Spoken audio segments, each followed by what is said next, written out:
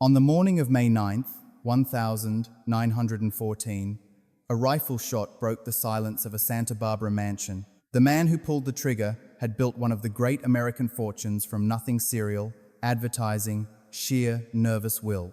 Charles William Post had preached the gospel of positive thinking to millions of Americans.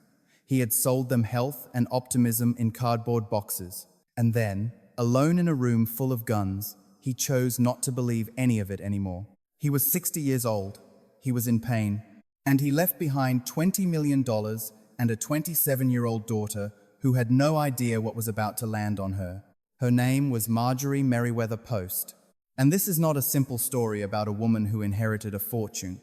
What Marjorie did next, what she built, what she endured, what she refused to surrender, is the story of someone who understood, from the moment she stood at her father's grave, that wealth is not a gift. It is a test, one that most people fail quietly, behind closed doors, in rooms the public never sees. She would become the richest woman in America. She would raise palaces on both coasts, furnish them with the stolen treasures of murdered dynasties, and entertain heads of state on a yacht the size of a warship because it would become one. She would sit at tables with Stalin's men, buy icons stripped from looted Russian churches, and carry the remnants of a civilization home in cargo crates while the world looked the other way. She would marry 4 times. Each marriage would teach her something different about what power actually costs and who, in the end, always pays. But none of that is what makes her story worth telling. What makes it worth telling is the thing underneath. The daughter trained since childhood to think like a businessman in an era when women couldn't vote. The woman who locked her diamonds in a vault during the Depression and fed 1,000 strangers a day instead. The collector who understood that beauty, if it isn't preserved, disappears, and that most of the people responsible for preserving it never do. She lived like an empress. She was often treated like one, which is to say, with deference in public and very little honesty in private. There is a particular kind of loneliness that belongs to women of extreme power. It doesn't look like loneliness from the outside. From the outside, it looks like Palm Beach in January. Orchids on every table, champagne before dinner, a string quartet somewhere you can't quite see. Marjorie Merriweather Post spent 86 years building one of the most extraordinary lives in American history. She also spent 86 years being underestimated, deceived, and managed by men who believed her fortune made her theirs. It never did. Her story begins, as so many American stories do, with a gunshot and an inheritance, and a daughter left standing in the silence that follows. By the time 1914 arrived, Charles William Post had won. By almost every measure a man of his era could devise, he had won completely. His products, Postum, grape nuts, Post Toasties, sat on breakfast tables from New York to San Francisco. His advertising campaigns had not merely sold cereal, they had reshaped how an entire nation thought about the morning meal. He employed thousands. He was worth millions. He had built something from nothing, which is the only American story anyone ever really wants to hear. But there was something the advertisements didn't mention, something the obituaries would carefully soften. Charles Post had been in pain for years. Chronic, relentless, humiliating pain, the kind that doesn't care how much money you have or how many workers depend on you. By late 1913, he had stopped making public appearances. The agony in his abdomen was no longer manageable. Doctors suspected appendicitis. His body, it seemed, had been keeping its own accounts. In early March 1914, the situation became desperate. The president of the Santa Fe Railroad arranged a private car to carry him nearly 2,000 miles from California to the Mayo Clinic in Rochester, Minnesota, the finest surgical minds in the country. The Mayo brothers operated. The appendix came out. The surgery, they said, was a success. He went home to Santa Barbara, still in agony. Whatever had been destroying him, it wasn't his appendix. The surgeons had taken something out and left the real problem untouched. Depression moved in where hope had been. The man who had built a fortune selling Americans the idea of wellness, who had literally advertised positive thinking as a product, found he could no longer sell it to himself. On the morning of May 9th, 1914, Charles William Post walked to his gun collection, selected a rifle, and ended his suffering in the only way that still felt available to him. He was 60 years old. The newspapers were generous. as newspapers tend to be with powerful men once they're safely dead. Business genius, industry pioneer, visionary. What the obituaries didn't linger on was the private wreckage, the decades of nervous collapse, the chronic illness, the mind that had run faster than any body could sustain. What they focused on instead was his daughter. Marjorie Merriweather Post was 27 years old. She was already married, already a mother of two, and she had just inherited $20 million and a corporation that thousands of people depended on to survive in an era when women could not vote, could not sit on corporate boards, could not even open a bank account in most states without a man's signature. 6 days later, she stood at her father's grave in Battle Creek as they lowered him into a burial chamber 9 feet below the ground, sealed inside 630 tons of white granite. She already knew what came next. He had made sure of that. Marjorie Merriweather Post was born on March 15th, 1887, in Springfield, Illinois, a town that had already made one man immortal and was still deciding what to do with everyone else.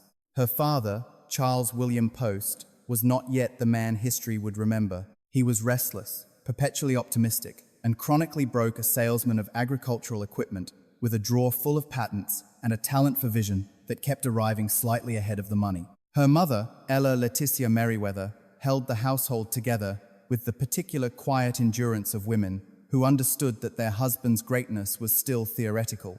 What Charles had in abundance was nervous energy, too much of it. By his late 30s, it had begun to break him. His mind ran at a speed his body couldn't sustain. The doctors of his era called it neurasthenia, a genteel word for a man coming apart at the seams. Today we might call it anxiety, or depression, or simply the cost of an imagination that never rests. Whatever the name, the cure remained out of reach. In 1891, when Marjorie was 4 years old, the family moved to Battle Creek, Michigan. Charles had heard about the sanitarium run by Dr. John Harvey Kellogg, an eccentric physician with an absolute conviction that most human suffering could be traced to poor diet and insufficient bowel movements. His patients ate grain-based concoctions, took vigorous exercise, submitted to daily enemas, and drank no coffee, no alcohol. Nothing that might stimulate a nervous system Kellogg believed was already too stimulated. Charles Post checked himself in, hoping for relief. He left with something more valuable than health. He left with an idea. Kellogg had been serving patients a coffee substitute made from roasted grains. Post tasted it and understood immediately what he was looking at. Not a medical treatment, but a product. Millions of Americans worried about coffee. Millions of Americans could be sold an alternative if someone could make them afraid enough of the original. He knew how to do that. Fear, Charles Post had discovered, was the most efficient advertising tool ever invented. Back in Battle Creek, working out of a small barn on the family property, he created Postum, roasted wheat, bran, molasses. It tasted nothing like coffee, but that was almost beside the point. His advertising campaigns did the real work. "Is your yellow streak the coffee habit?" one asked. Another warned that coffee would sap your energy, diminish your ambition, and drag you into what he called the big crowd of mongrels. The claims were audacious to the point of absurdity. They were also extraordinarily effective. Within 2 years, he needed a factory. Within 5, he was a millionaire. Marjorie was 8 years old when Postum launched. She was in the barn. She glued labels onto boxes, folded packaging, and watched her family's life transform in real time, from genteel struggle to genuine wealth. Most children of that age wouldn't have understood what they were witnessing. Marjorie understood. Her father noticed. She didn't just watch. She asked questions. Not a child's questions, why is the sky blue? What's for dinner? But the questions of someone who wanted to understand systems. Why that supplier and not another? Why that advertising campaign and not a different one? What the numbers on a balance sheet actually meant in human terms. Charles Post had no son. In that era, for a man of his ambitions, that was supposed to be a tragedy. He seems to have decided it wasn't. When Marjorie was 10, he began bringing her to board meetings. This was not done. The daughters of wealthy men learned French and piano and the correct way to pour tea. They did not sit in smoke-filled rooms absorbing discussions about market share and distribution networks. But Charles Post operated by his own logic, and his logic said, "This child is the one who will carry this forward. Teach her everything." She sat quietly at first, learning the vocabulary margins, inventory, accounts receivable words that meant nothing to other girls her age and everything to her. On the carriage rides home, her father would debrief her. What had she noticed? What had she missed? What did she think about the decision he'd made? By her early teens, she was walking the factory floors herself, watching the production lines, learning which rail routes were reliable and which cost you a week's delay. At 14, her father sent her to Mount Vernon Seminary in Washington, a finishing school, because even Charles Post understood that a woman needed social armor, but he pulled her out for school breaks to travel with him to Europe, visiting factories and meeting business contacts, while other wealthy Americans toured cathedrals. He launched grape nuts in 1897, claiming it could cure appendicitis, malaria, and loose teeth. The Federal Trade Commission did not yet exist to challenge such things. He launched Post Toasties in 1904, after the original name Elijah's Manor caused an international incident with religious groups. The empire kept expanding. Through all of it, Marjorie was beside him, not as a spectator, as a student. She knew his health was deteriorating long before the public did. She knew the anxiety that had first broken him in his 30s had never truly left that behind, the advertising genius and the factory tours and the model workers' town he built in Texas. There was a man fighting a private war he had been losing for years. He was preparing her because he knew, on some level, that he wouldn't always be there to protect what he'd built. She didn't know she had less than a decade left with him. She only knew that he was teaching her and that she was learning everything. The lessons, it turned out, would outlast the man who gave them. She met Edward Bennett Close at a New York party sometime around 1904. She was 17. He was 22, Columbia law, old Greenwich money, the kind of man whose family had been belonging to things for generations before the Posts had a barn to work in. He was handsome in the formal way of his era. Dark hair, serious eyes, the easy posture of someone who had never once questioned whether he deserved to be in the room. His family had no fortune to rival Charles Post's millions, but they had something money couldn't manufacture on short-notice social legitimacy. The Closes were established. The Posts, for all their wealth, were still arrivals. For a young woman who had spent her adolescence learning the architecture of American high society, Edward offered a door that her father's serial empire couldn't quite open. For a young lawyer with expensive tastes and a modest income, Marjorie offered something more straightforward. Whether love was part of the arrangement is a question the historical record declines to answer. What's clear is that both families approved. The wedding took place on December 3rd, 1905, in New York City. Marjorie was 18 years old, and so she became, by all outward appearances, exactly what her father had spent a decade making sure she would never be a society wife. She hosted dinners, she attended the right balls, joined the right charities, learned which families mattered and which clubs required membership. She performed upper-class domesticity with the same precision she brought to everything. Their first daughter, Adelaide, was born in July 1908. A second, Eleanor, arrived in December 1909. The household was correct, comfortable, and complete. The marriage was not happy. The specific grievances have been lost to discretion, to silence, to Marjorie's lifelong habit of not explaining herself. What survives is the shape of the thing. Edward Close appears in the photographs of this period and almost nowhere else.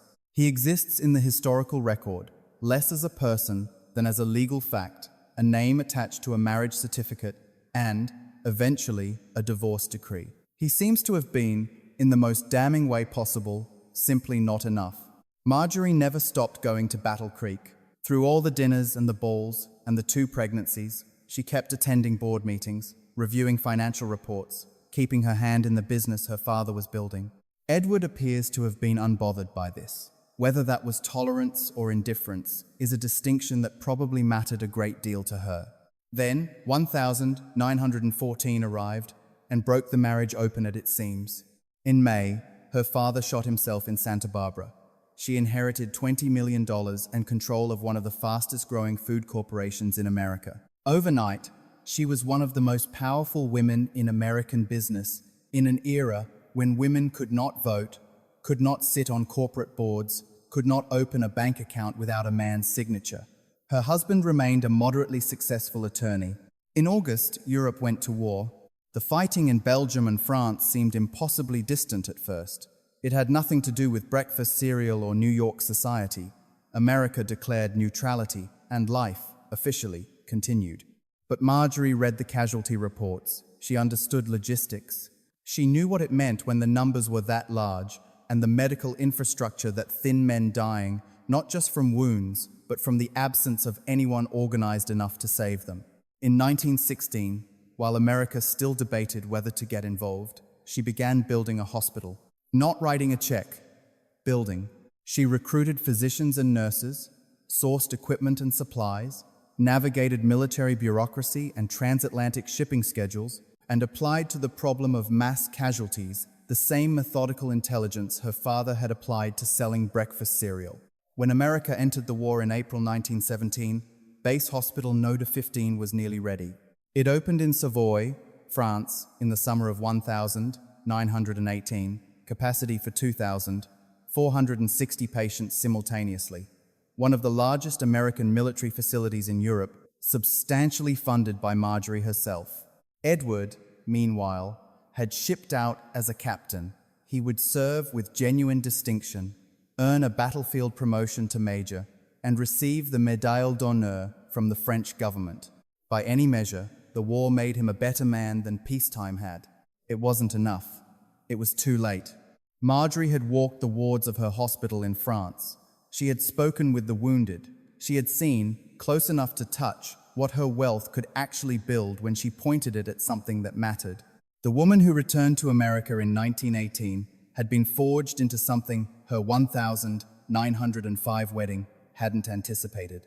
Someone who knew her own capabilities with a precision that left very little room for a marriage that had always been, at its core, a social arrangement between two people with mismatched ambitions. Edward came home decorated and diminished, not by the war, by the distance between what he had done and what she had become. The divorce was finalized in November 1919. The terms stayed private.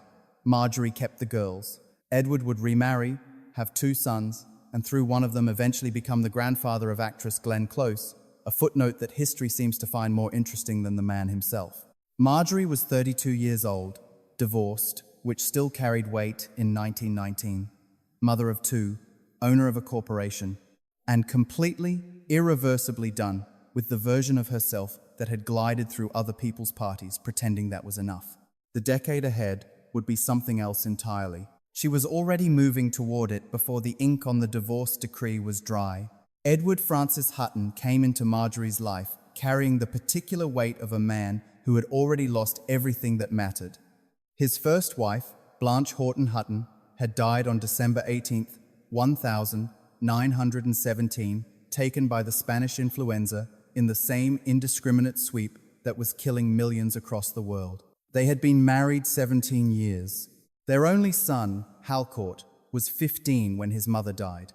Hutton was 44, wealthy beyond most men's comprehension, and gutted in the way that money cannot touch.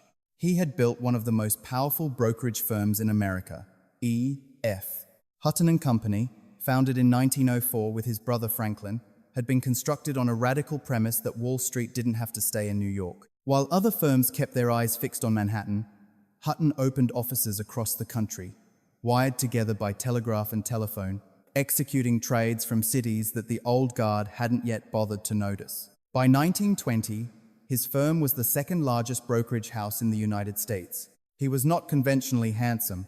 He was nearly a decade older than Marjorie, but he understood business the way her first husband never had, not as a backdrop to a respectable life, but as the thing itself. He knew how to grow companies, structure acquisitions, and turn millions into something larger.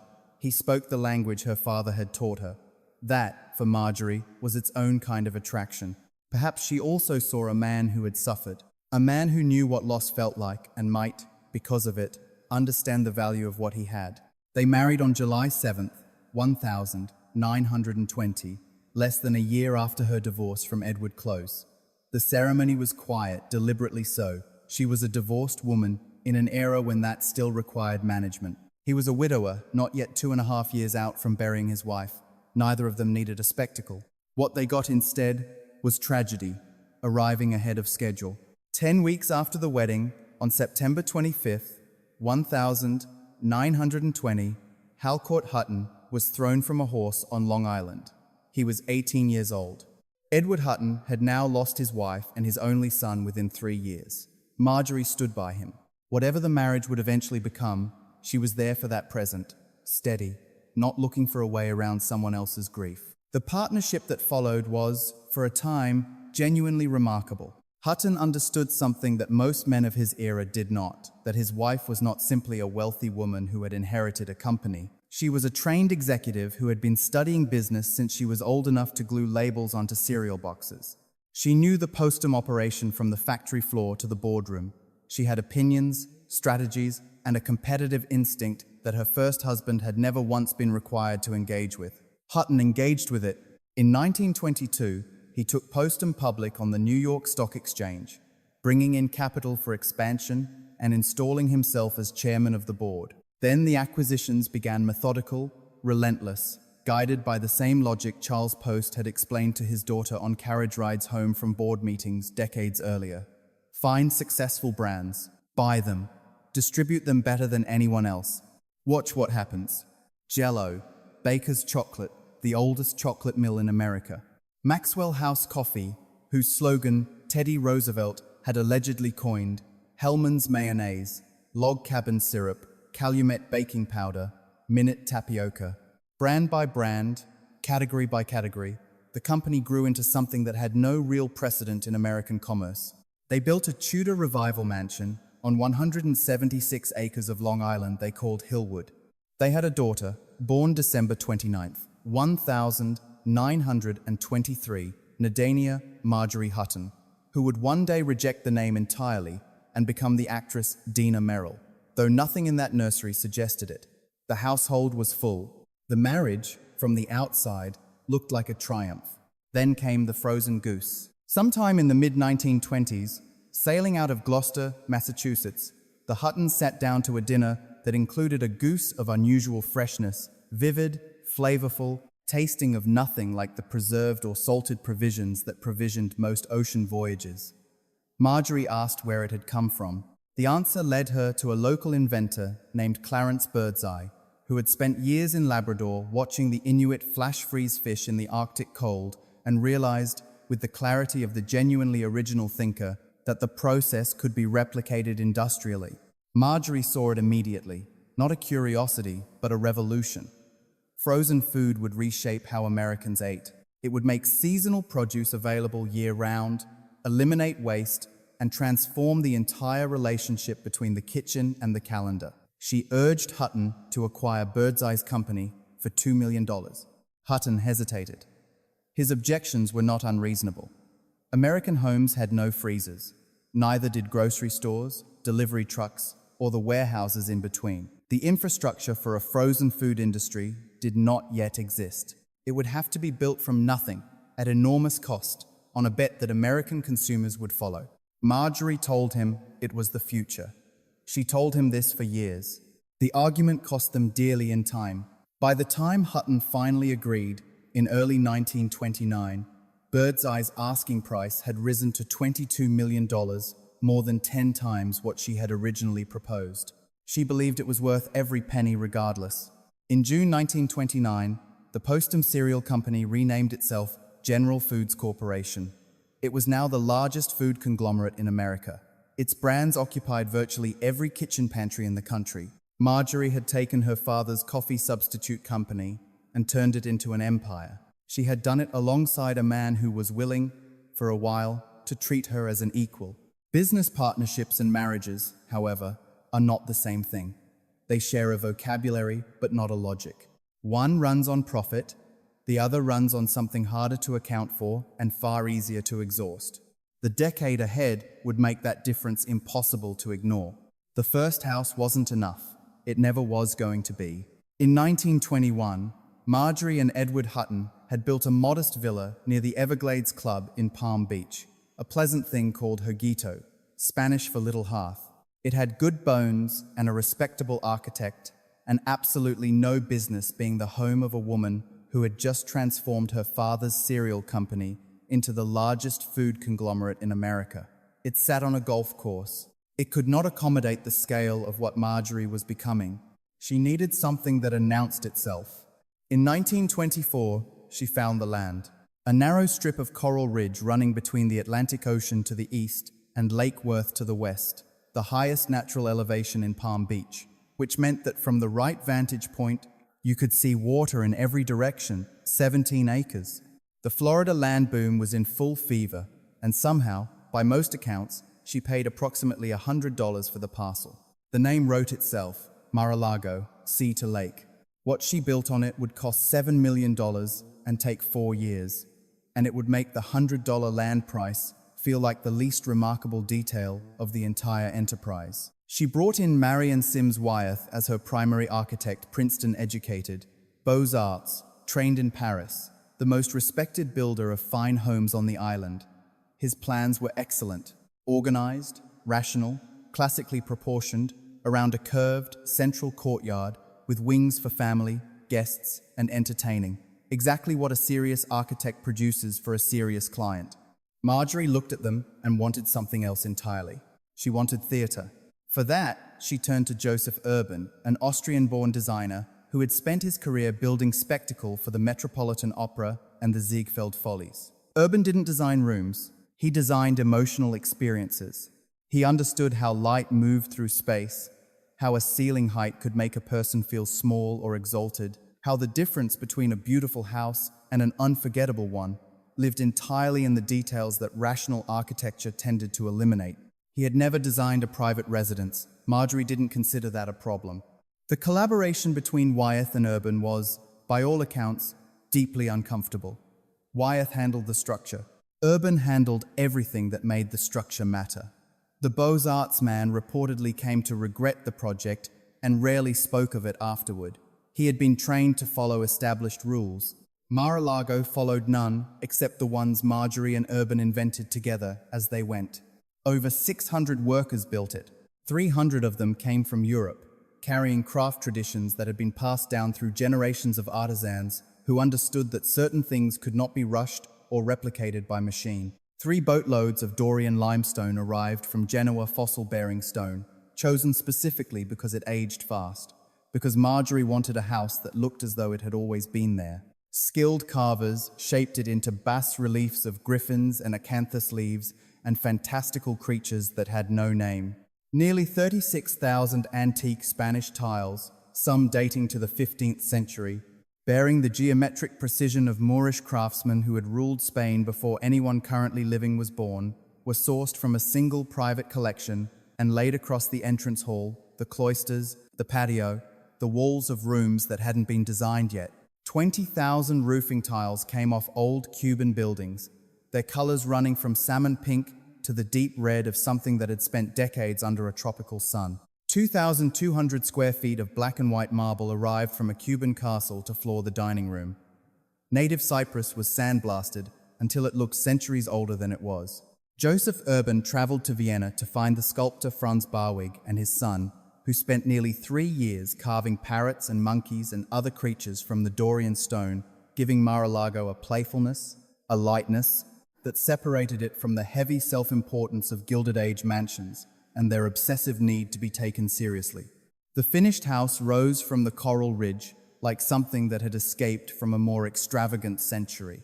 A 75-foot tower, 58 bedrooms, 33 bathrooms, every one of them fitted with gold-plated fixtures, which Marjorie noted, with characteristic practicality, were simply easier for the staff to keep clean than silver or chrome. The main living room stretched 1,800 square feet beneath ceilings that climbed 42 feet overhead. Each guest suite had its own personality: colonial American, Dutch Delft, Venetian crystal, and for young Nedenia, a fairy tale nursery with pink roses, climbing a beehive, fireplace, and door handles shaped like squirrels. Edward Hutton complained about the costs to anyone who would listen. Building estimates, he told friends, weren't worth the paper they were written on. Mar-a-Lago opened in January 1927. That March, the Huttons hosted a dinner before the Everglades costume ball, receiving their guests dressed as members of the French court under Louis XVI. The evening was a declaration. Palm Beach understood it as one. The walls were built to survive. Hurricanes, hollow ceramic tile, 16 inches thick, reinforced stucco, concrete pilings driven into the coral reef below.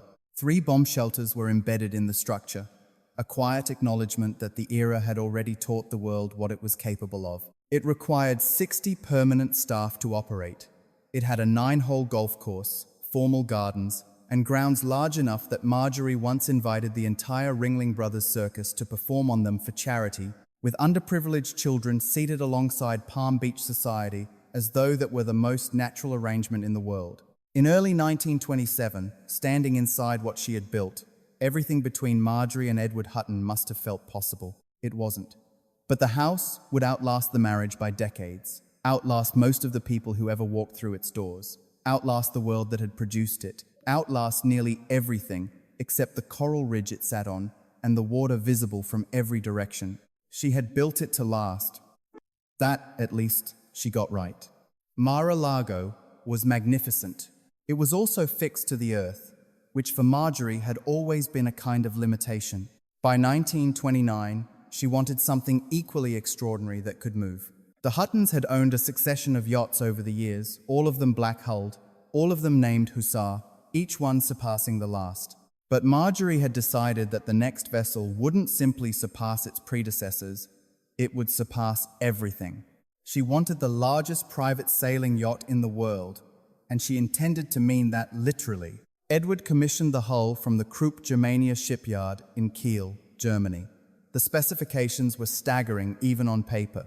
316 feet in length, 4 masts carrying 29 sails.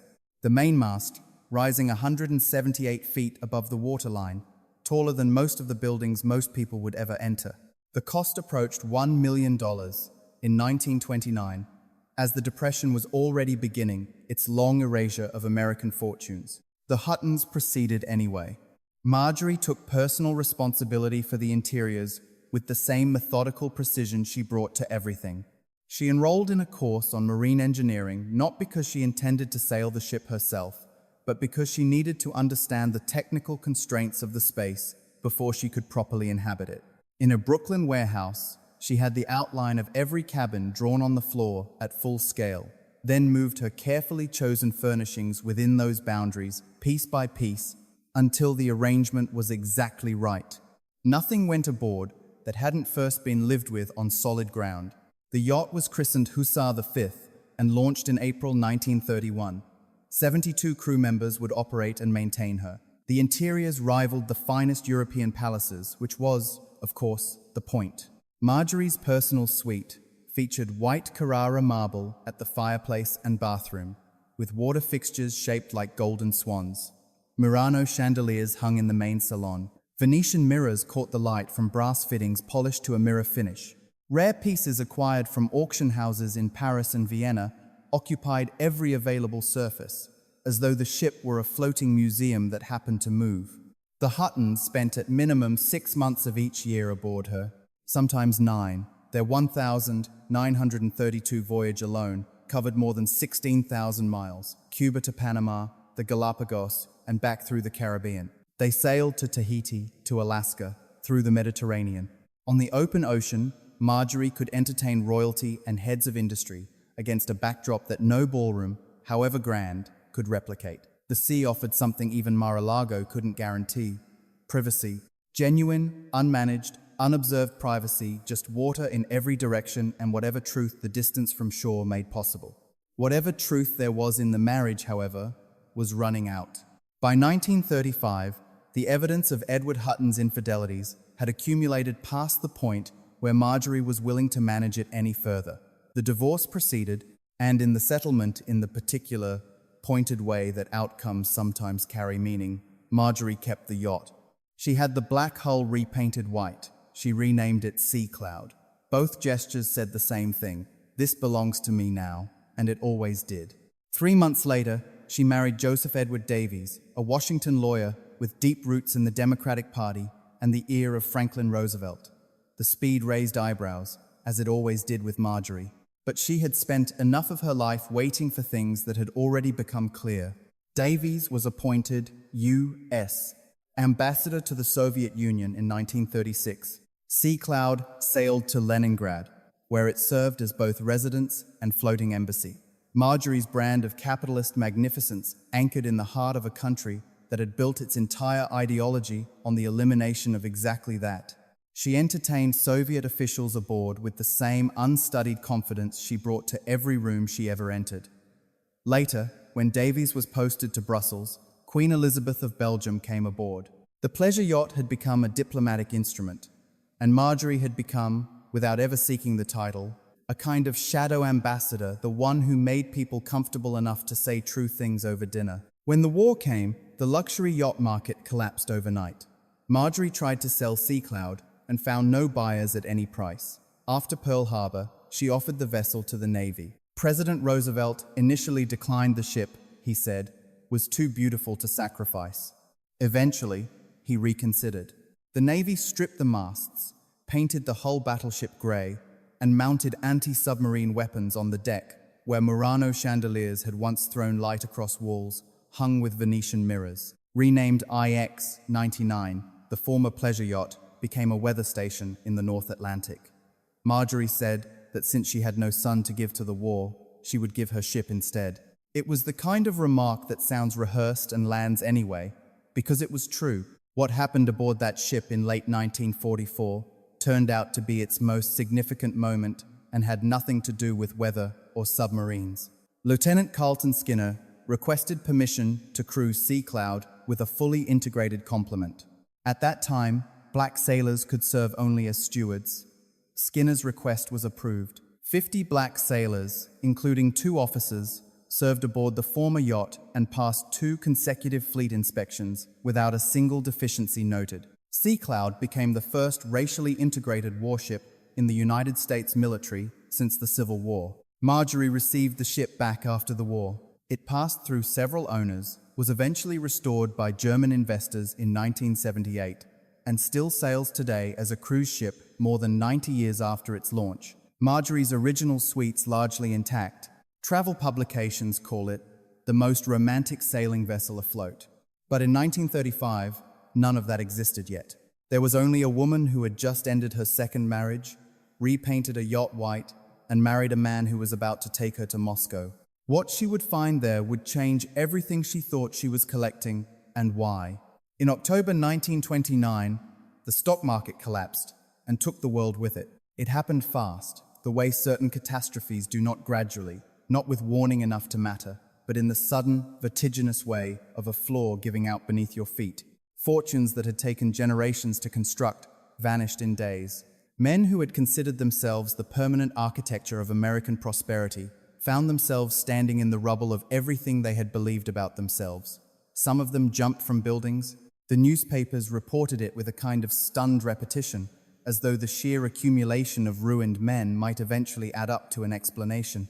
Marjorie watched it unfold from a position of relative safety, which is its own particular kind of discomfort, if you are paying attention. General food stock declined, but held. People still needed to eat, and Marjorie sold food. Her fortune contracted without collapsing. She remained one of the wealthiest women in America, while tent cities spread across Central Park, and men with good suits and hollowed-out faces stood in lines that stretched around city blocks, waiting for a few hours of work that probably wouldn't come. Families who had owned homes, who had saved carefully, who had done everything they were told the country required of them, were now trying to feed their children on next to nothing. She owned multiple mansions, a 4-masted yacht, one of the most valuable private jewelry collections in the country, diamonds, emeralds, a tiara that had belonged to Napoleon's family, earrings once worn by Marie Antoinette. She made a decision that her social circle found frankly bewildering. She cancelled the insurance policy on the jewelry. The premiums alone represented a sum that could do real work in the world. She locked everything, the diamonds, the emeralds, the tiara, all of it in a bank vault, where it would stay until the crisis passed. Then she took the money she saved and pointed it at Hell's Kitchen. In partnership with the Salvation Army, she opened the Marjorie Post Hutton Canteen on the west side of Manhattan. She was careful about what she built. This was not a soup kitchen in the degrading sense that the era had made familiar, the kind of place that fed people, while making them feel the full weight of what it meant to need feeding. Marjorie believed that people who had fallen into hard times were owed dignity along with their meals. The canteen served food in a clean, comfortable environment where women and children could eat without shame, without performance, without the particular cruelty of being made to feel grateful for being treated like human beings. 1,000 people ate there every day, from 1930 to 1935. She didn't write the checks and disappear. She showed up. She inspected the facilities, checked the food quality, made sure the operation met standards she would have applied to her own table. The woman who planned dinner menus for European royalty now concerned herself with whether hungry strangers in Hell's Kitchen were being served with respect. The gap between those two things didn't seem to trouble her. If anything, she appeared to find the second more urgent than the first. At Christmas, she went further. She put on a rain jacket and boots, walked to a Manhattan street corner, and stood there ringing a Salvation Army bell, the richest woman in America, asking passers-by for spare change. No photographers, no press release. No one was invited to observe and admire the gesture. She did it because she believed it was the correct thing to do, and Marjorie had never required an audience to do what she believed was correct. Her peers were baffled. Some were quietly appalled. The wealthy were understood to insulate themselves from unpleasantness, to engage with poverty through the clean, distancing mechanism of named buildings and gala donations, where the connection between the money and the suffering it addressed could remain comfortably abstract. Standing on street corners was not done. It was too direct. Too uncomfortably close to acknowledging that the distance between the woman ringing the bell and the people dropping coins into her bucket was largely a matter of luck and timing. But Marjorie understood something about her fortune that many of her contemporaries had managed to forget about theirs. Her father had built his wealth selling breakfast cereal to ordinary Americans, the same Americans now standing in bread lines, living in park encampments, doing the arithmetic of survival in kitchens where the numbers no longer worked. They had made her rich. That created an obligation she felt in a way that went considerably beyond philanthropic tax strategy. What the Depression also did, with the cold efficiency of a long crisis, was illuminate her marriage. Edward Hutton showed no particular interest in her charitable work.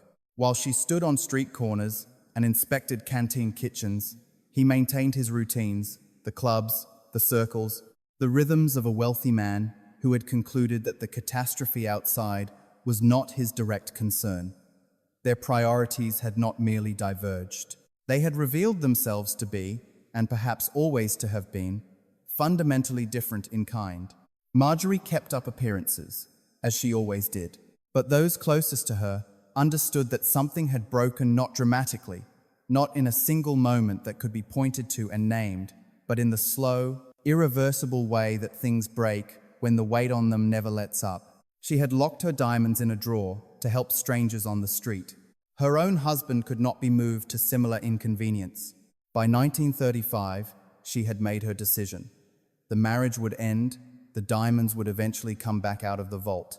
And a different man, one who understood power in ways that went beyond Wall Street, who moved in rooms where actual history was made, was already waiting. She had been patient long enough. She knew before she could prove it.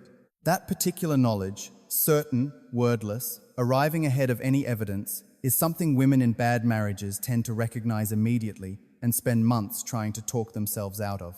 Marjorie tried. She was a reasonable person. She preferred facts to suspicions. Edward's absences grew longer. His explanations grew thinner. He was physically present with increasing infrequency and emotionally present almost not at all, that particular species of disappearance that leaves no clean evidence, just a shape where a person used to be. She could have looked away. Many women in her position made exactly that calculation, the cold, pragmatic arithmetic of social survival. A divorce among the wealthy was not a private matter. It was a public spectacle, and the newspapers of that era treated it as one. Friends would divide. Children would be damaged. The machinery of a shared life, the houses, the staff, the interlocking social obligations would have to be dismantled in full view of everyone watching, and people were always watching. Looking away was survivable.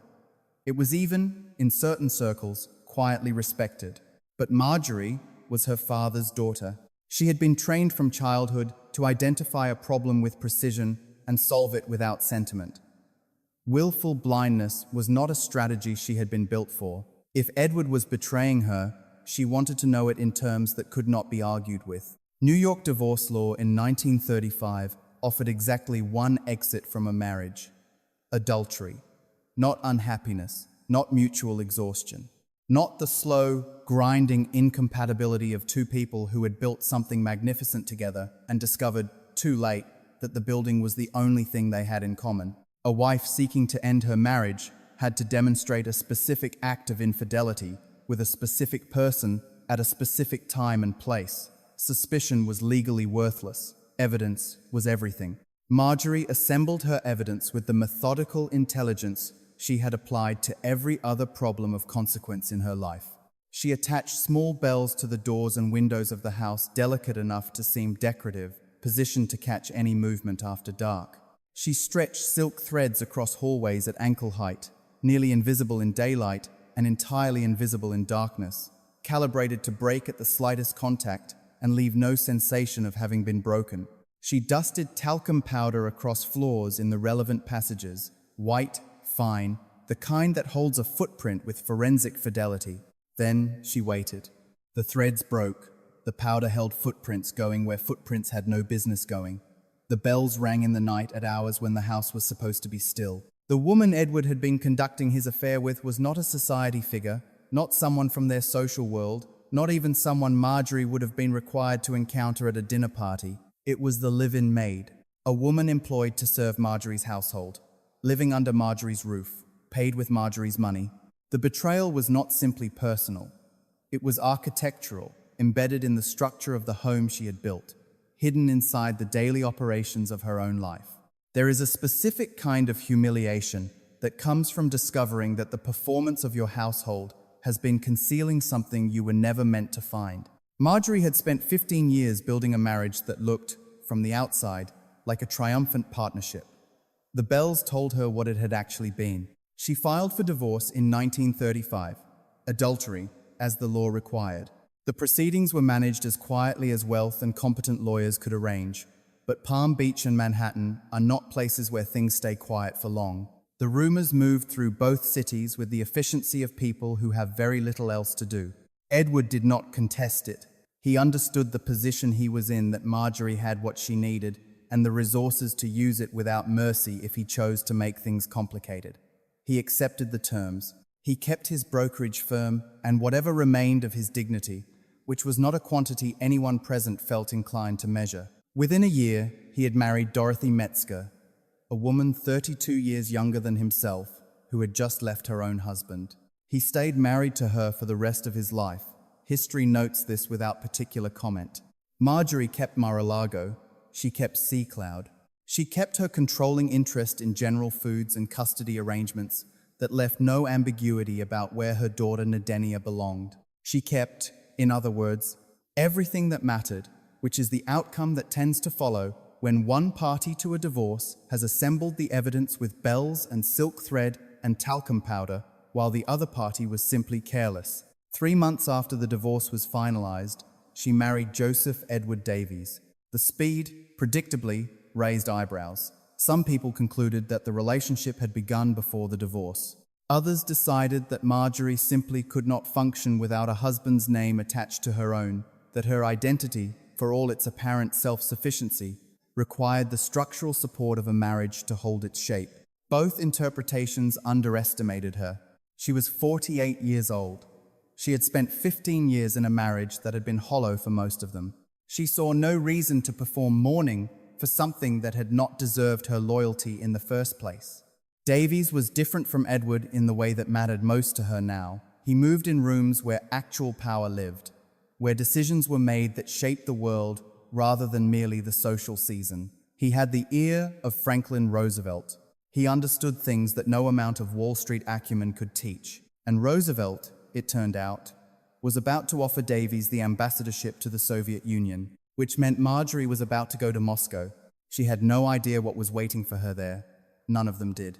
They arrived at Moscow's Belorusky station on January 19th, 1937, after 2 days and 2 nights on a train from Berlin across Poland.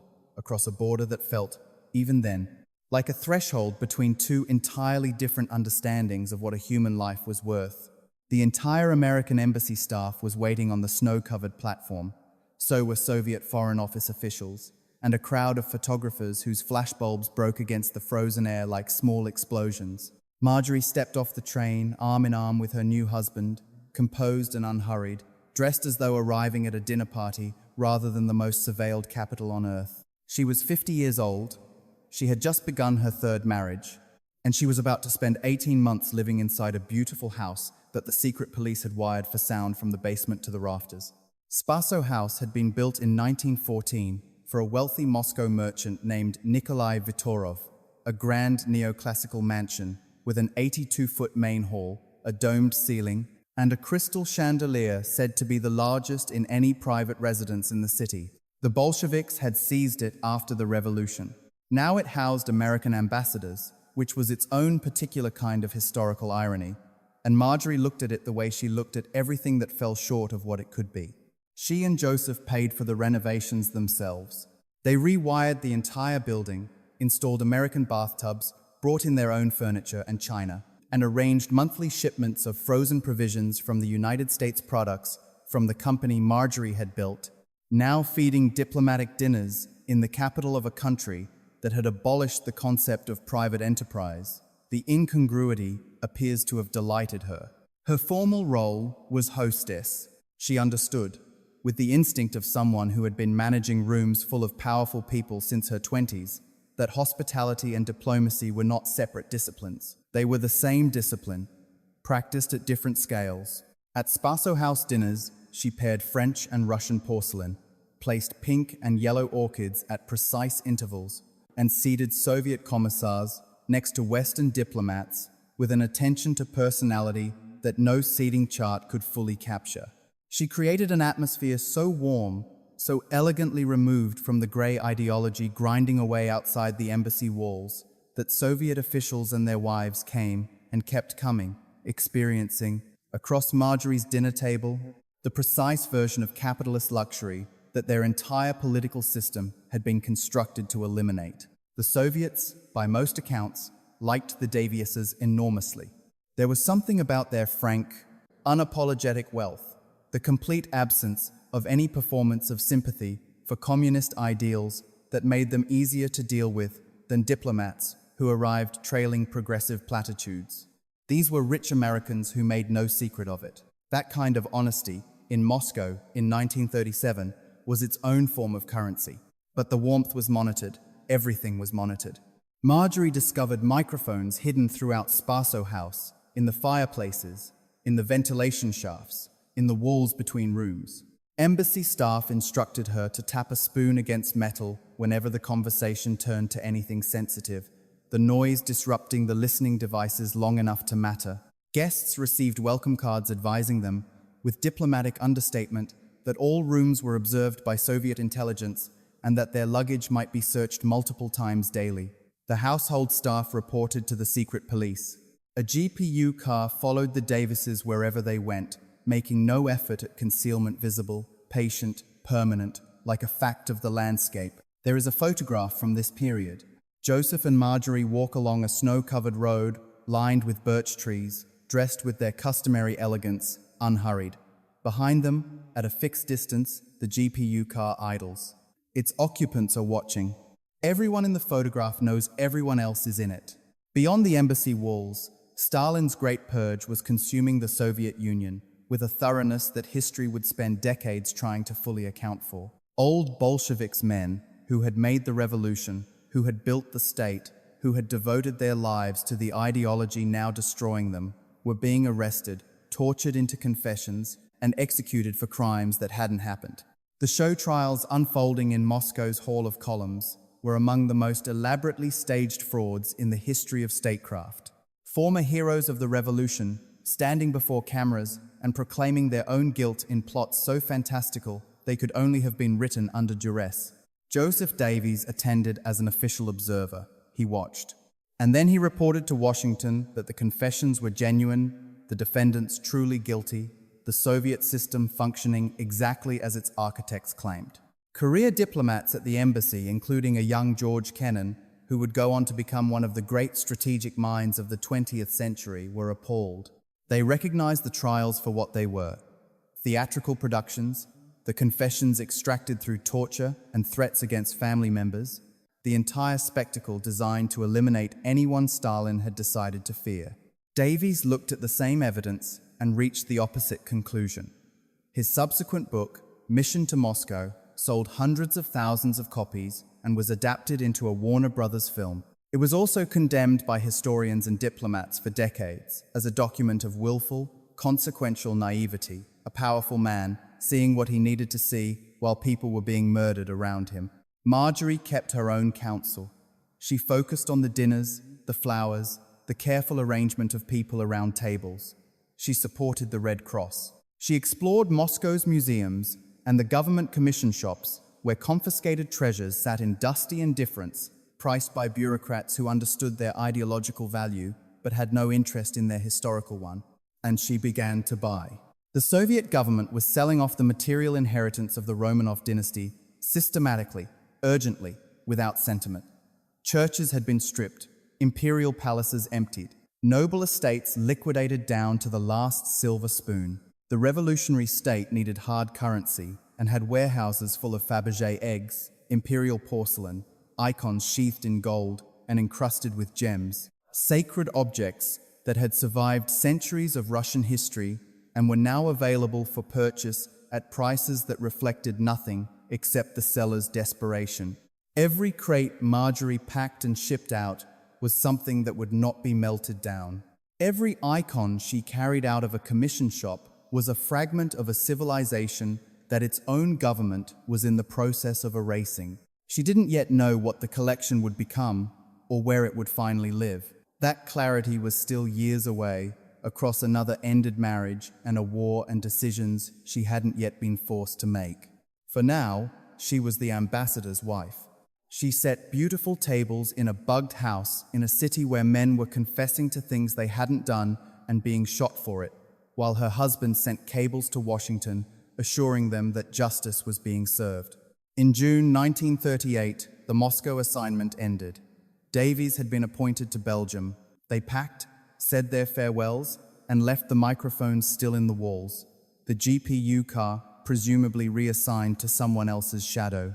The men who had confessed so eloquently to crimes they never committed were already in unmarked graves. And Marjorie carried out of Russia the beginnings of what would become the most significant collection of imperial Russian art held anywhere outside Russia itself. She had gone to Moscow as an ambassador's wife. She left as something considerably harder to categorize. When the Bolsheviks seized power in 1917, they inherited 3 centuries of accumulated Romanov magnificence and immediately set about deciding what to do with it. The answer, arrived at with revolutionary efficiency, was to sell it. Imperial palaces stood filled with porcelain services commissioned by empresses, gold objects crafted by master artisans, whose entire workshops would shortly cease to exist, paintings acquired across generations by rulers who had considered themselves the permanent center of the civilized world. Orthodox churches held icons encased in silver frames, their painted faces worn smooth by centuries of veneration. Noble estates contained furniture and textiles and decorative objects that represented the accumulated aesthetic judgment of a class the revolution had just abolished. The homes of merchants and aristocrats were packed with Fabergé creations, Easter eggs, cigarette cases, picture frames, small miracles of enamel and precious stone commissioned as gifts between people who would mostly end up in exile or in graves. The new government had no ideological use for any of it, but it had an urgent practical need for foreign currency. Industrialization required capital. Capital required things other countries wanted. And it turned out that the capitalist world, whatever its stated politics, wanted the treasures of the Romanovs with an appetite that the revolutionary state found extremely useful. Beginning in the 1920s, the Soviet government began selling, through state agencies, through commission shops, accessible only to foreigners, through backroom storerooms, where confiscated objects accumulated in conditions of magnificent indifference piled, stacked, catalogued by weight rather than significance. the material culture of Imperial Russia moved steadily westward. Masterworks from the Hermitage went to Andrew Mellon. Jewels from the Imperial Diamond Fund were auctioned in European capitals. The going prices bore no relationship to artistic or historical value. They reflected only what a desperate seller and an opportunistic buyer could agree on in a room where no one else was watching. Armand Hammer had seen it first. He arrived in Russia in 1921, ostensibly to provide medical relief. Stayed nearly a decade, manufactured pencils, sold tractors, and when the Soviet government prevented him from exporting his ruble profits, negotiated the right to convert them into antiques instead. He and his brother Victor shipped Romanov treasures back to New York by the hundreds, opened the Hammer Galleries on Fifth Avenue, and during the Depression, when traditional art buyers had evaporated, pioneered the audacious strategy of selling Imperial Russian artifacts through department stores. Fabergé eggs and Orthodox icons appeared in the display cases of Lord & Taylor, marketed to Americans as exotic curiosities from a vanished world, which is exactly what they were. By the time Marjorie arrived in Moscow in January 1937, the great sell-off was winding toward its end. The most spectacular pieces had already left the country. The Hammer brothers had moved on. The Soviet government had extracted what it could from the liquidation of its own civilization's visual record. But Marjorie was a systematic woman, and she looked where other people had stopped looking. She moved through the commission shops and government storerooms with the patient, trained eye of someone who understood that value and price are not the same thing and never have been. She found silver chalices tarnished past the point where most buyers would bother sold by weight, as though they were scrap, as though the hands that had shaped them and the prayers that had been said over them were details too small to factor into the transaction. She found church vestments heaped in back rooms, embroidered in gold thread and studded with pearls, treated as worthless fabric by people who had been specifically educated to find them worthless. She found icons' faces painted onto wooden panels with a devotion that had survived 500 years of Russian history, stacked carelessly against warehouse walls in institutions that had no framework for understanding what they were looking at. It was Joseph who first felt the pull of the icons. Something in those solemn, frontal gazes arrested him in a way he hadn't anticipated, and his unexpected enthusiasm became the spark that focused Marjorie's attention. Together they began acquiring royal doors with their canopy intact, Street, George, the Old Testament Trinity, sacred objects stripped from churches that had since been converted to warehouses or demolished entirely. What they assembled would eventually constitute one of the finest small icon collections in the United States. At the time, they were simply rescuing things from people who didn't know what they had. Marjorie had encountered Fabergé before she understood what it meant. In 1926, she had purchased an amethyst quartz box that appealed to her existing love of finely crafted French objects, a beautiful thing, but not yet a revelation. The revelation came 5 years later, when her daughter Eleanor gave her the Catherine the Great egg. It was one of the legendary imperial Easter eggs that Peter Carl Fabergé had made for the Romanov family, presented by Tsar Nicholas II to his mother, the Dowager Empress Maria Feodorovna, on Easter morning in 1914, the last peacetime Easter the dynasty would ever see. Pink enamel, four-color gold, miniature allegorical scenes of arts and sciences set with diamonds and pearls. Inside, a mechanical surprise. A tiny sedan chair, two figures carrying it, a miniature Catherine the Great seated within. Wind the mechanism, and the figures walked. The surprise had been lost before the egg left Russia. Stalin's government had sold the egg to Armand Hammer for 8,000 rubles. Hammer resold it in 1931. Eleanor bought it for her mother's birthday. Marjorie placed it in the room she was already mentally designing around it. The collection that grew from that beginning eventually encompassed nearly 90 Fabergé pieces, 60 Russian porcelain dining services, 25 silver religious chalices. The nuptial crown Empress Alexandra had worn at her wedding to Nicholas II in 1894, a diamond diadem that had sat on the last Tsarina's head on the day she became the wife of the last Tsar, neither of them knowing, on that particular morning, how the story ended. Only about 20% of what Marjorie ultimately assembled came directly from her 18 months in Moscow. The rest she would track down over the following decades at auction houses in New York and London, from dealers who specialized in Russian decorative arts, from private collectors who had bought during the Great Sell-Off and were now ready to sell again. She pursued objects across the hands they had passed through, following the trail of a civilization's dispersal, the way a detective follows a crime. Because that is what it was, not a market transaction, not the ordinary movement of art between owners. It was the deliberate, systematic erasure of a civilization's visual memory, converted into hard currency for a government that had built its legitimacy on that erasure.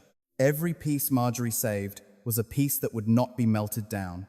Every icon she carried out of a Moscow storeroom was a face that would not disappear. She was building, without quite having named it yet, an archive of imperial Russia in exile, a place where the things that had been destroyed could at least be witnessed. She didn't yet know where that archive would live.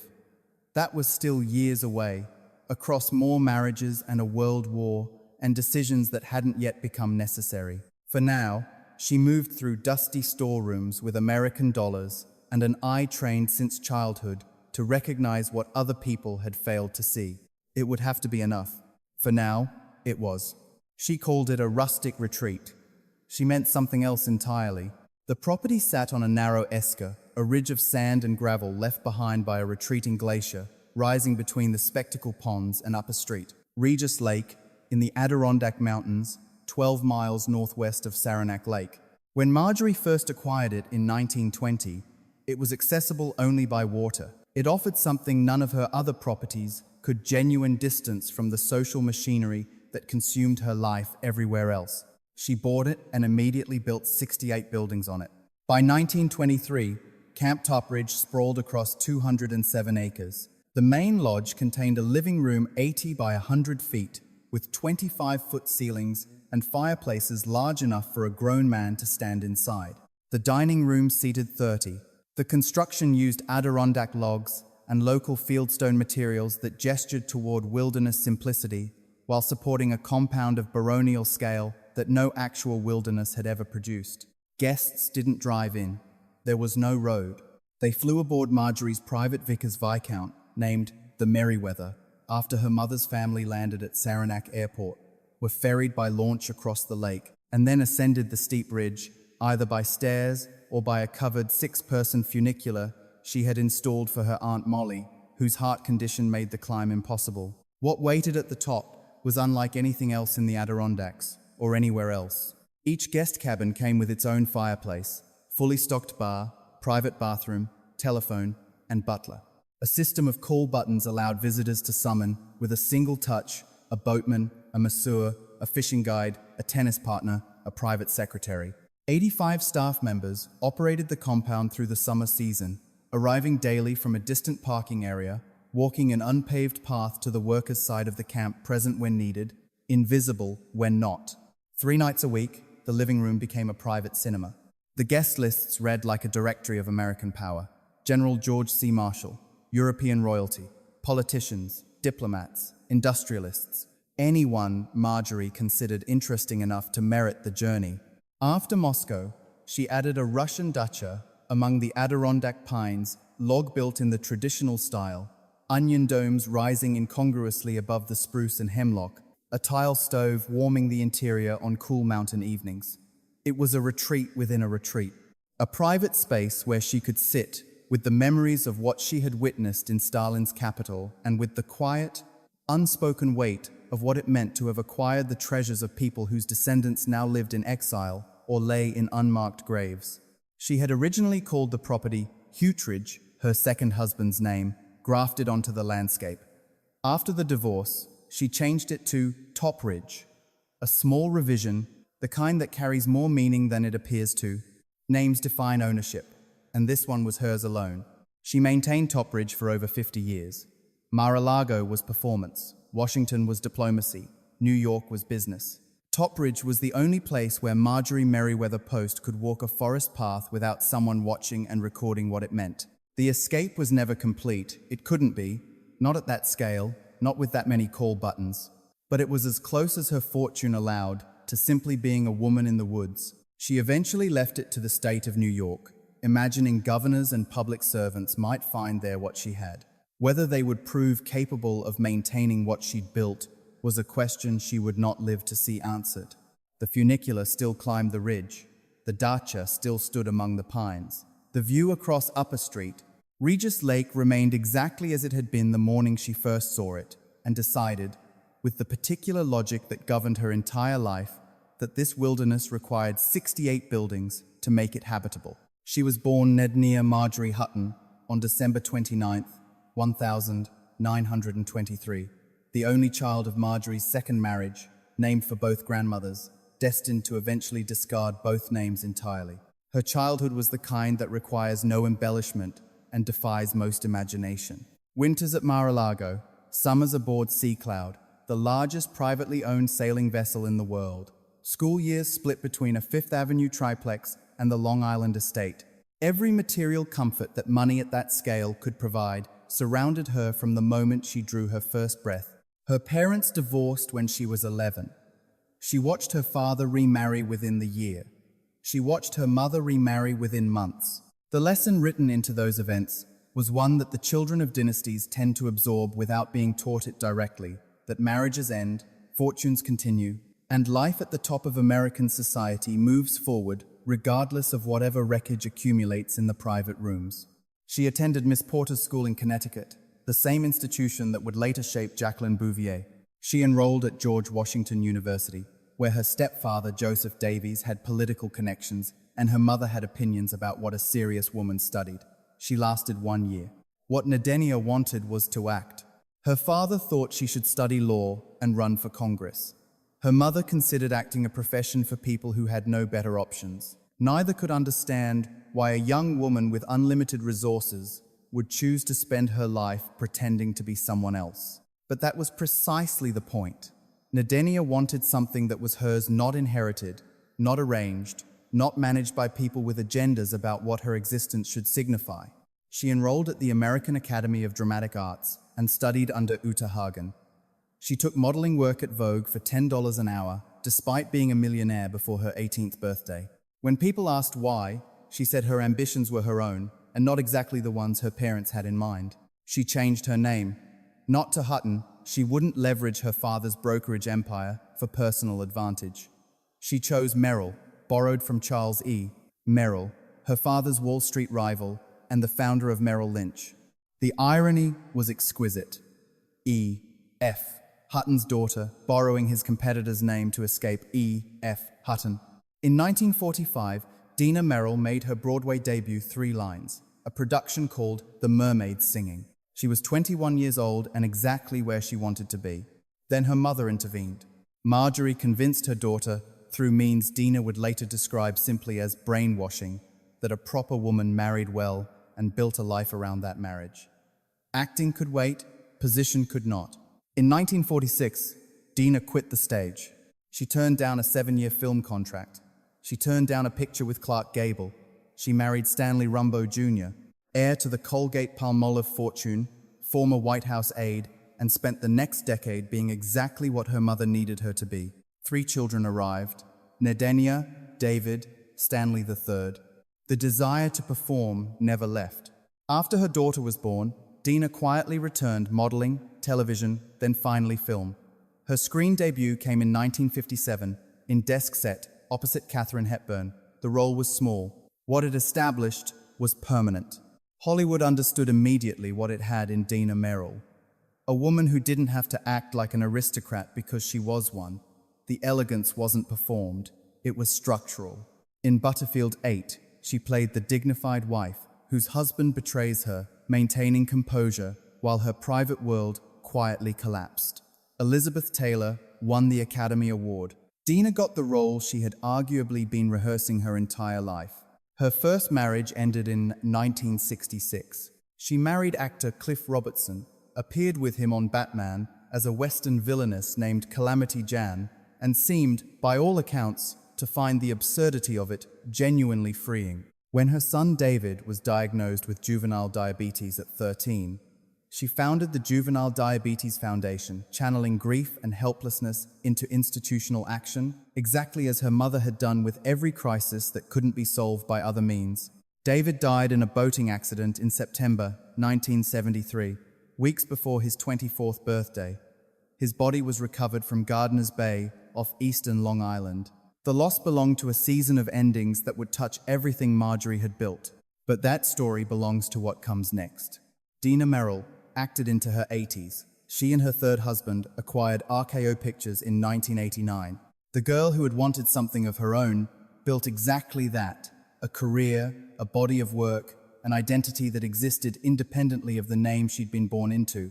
And then, in the particular way that dynasties tend to close their circles, she inherited responsibility for Mar-a-Lago. When the federal government declined to maintain the estate as a national landmark, Dina and her sisters sold it.